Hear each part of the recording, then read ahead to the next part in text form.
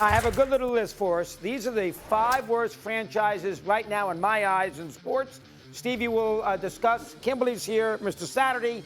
I didn't put the Colts in there, and I considered it. We'll have some fun. All right, number 5. This is the Jaguars. I'm going to say they have 2 home fields, one in London that nobody cares about. I lived in Jacksonville. I started my career in Jacksonville. They care about the Florida State and Florida and Georgia in college football. It's a North Florida city with a South Georgia personality. The stadium's a mess. They never win.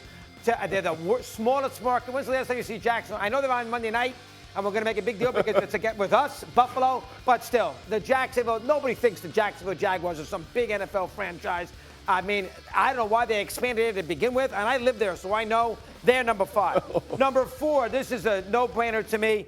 I'm going to put the Wizards at number 4 in the NBA. This is a disaster. They never win. They won a title. I understand that. They beat the Sonics when I was a senior in high school. Big deal. Maybe a junior. Big deal. The Bradley Beal, they never know what they're doing from a franchise perspective. They wanted to go to Alexandria, Virginia. That didn't work out. They're a play-in team. They changed their name. They were in Baltimore. They once called the Capitol Bullets. This is a disastrous franchise in sports. They are number 4. Number 3, the aforementioned. This is an easy one as well, Carolina. The owners, now there's a lot of scenarios you go along with this. Ownership's part of it. That owner there, we all know, is a disaster. They fire coaches left and right. Whether you disagree or agree with Bryce Young, they should have taken C.J. Stroud anyway with the number 1 pick. And I'll be fair because I thought they should have taken Young, but I'm not paid to make that decision, and they made the wrong one. Plus, it's a college basketball town. Charlotte cares more about North Carolina basketball than they care about the NFL team, and that is fact. Tar Heels. So, Tar Heels. No. So they're in a market where the NFL, one of the few places, Jacksonville's another, where it's not the number 1 sport in town. College football in Jacksonville, college basketball in North Carolina. Throw in the owner who's a complete disaster. Now they never win, and this is a terrible team. That's number 3. Number 2, listen, it's not just because they're on the record for the worst scenario in the history of the world. The White Sox are number 2. Sad. You know that Reinsdorf, who's done a good job with the Bulls, you know he's owned the White Sox since 1981. All right, 81. Do you know there's only been 1 year since 1981 that the White Sox have won a playoff series? Now think about it. Now they won a World Series in 05, but that's it. In 30, 40, whatever it is, 1981, that's 1943 years. He's had 1 year where they won a playoff series. They're on a record right now to lose 125 games. They've never signed a player making $100 million. And remember, the Black Sox, 1919, Stevie A. And throw in the idea that the Cubs are the number 1 team in town. That's a no-brainer. That is number 2. And number 1, without a question, are the Miami Marlins. Nobody cares about baseball in Florida. They made a terrible decision, baseball, when they went to Florida, and they did that because of collusion. In 1993, they wanted to get the owners their money back, so they expanded, and they went, one of those teams was to Florida to make some money. Tampa was the other one. Tampa got an expansion team after the White Sox are going to move, the aforementioned, down to Tampa. The Marlins are a mess. The ownership, they never spend money. Jeter quit. Jeter quit. That's all you need to know. Jeter quit. The Marlins, they go 3,000 a game, and when they have any effect, it's because the Mets and the Yankees are in the ballpark or are playing them. So Jacksonville, Wizards, Panthers. I thought of the Mets. I don't want to go crazy. The White Sox and the Marlins. I also thought of the Oakland A's, but you can't put the Oakland A's in there right now because now they're going to Vegas, so it's a different kind of franchise. I think that is a superb list. I don't think there's any argument to be made at all. Those are your top 5. I think that's a solid list. Stephen A., I'll kick it to you first. I got to give Doggy credit. I think it's a fabulous list. Yeah. I would take the Marlins and I'd put them at number 3. Because most of it is not their fault. I mean, you're near South Beach, for crying out loud. There's distraction. You got other things on your mind. That's really what that's about, okay? But when you look at the venue, you look at where they reside, the locale, and that has something to do with the absence of interest and stuff like that. When you look at the Carolina Panthers, they are an atrocity under the Tepper era. And when you look at the Chicago White Sox, like I said, they're 2 years removed from the postseason. They went to the postseason back-to-back years. What is it, 2020, 2021, Doggy? Yes. And I'm just of the mindset that when you look at Reinsdorf, there's no excuse for that level of ineptitude. I would tell you your list is, I'd give it an A-. I would put Florida Marlins 3, Carolina at 2, White Sox at 1. I get an A- Really? from him. Yeah. Never do.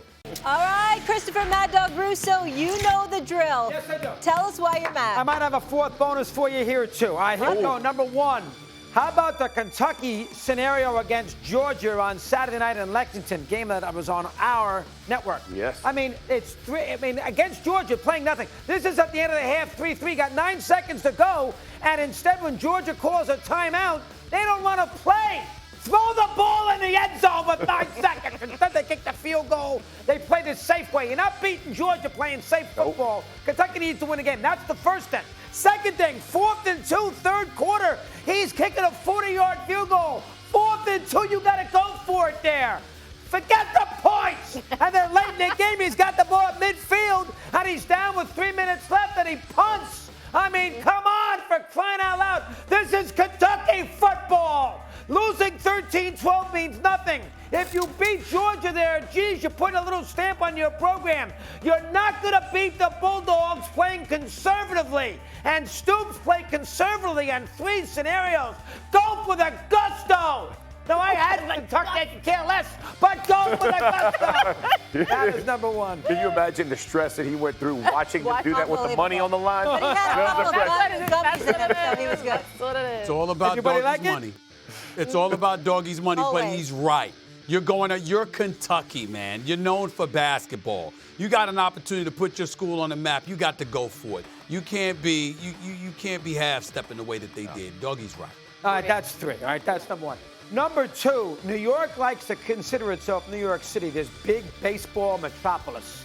20 million people, 2 teams, Yankees and the Mets. Are we not? Ruth, Garrick, Tom Seaver, everything else. The Mets have had the best record in baseball since Memorial Day. They were 11 games under 500 at that point, and since then they've been tremendous. And the Met fan does nothing but moan and groan about how they don't spend money.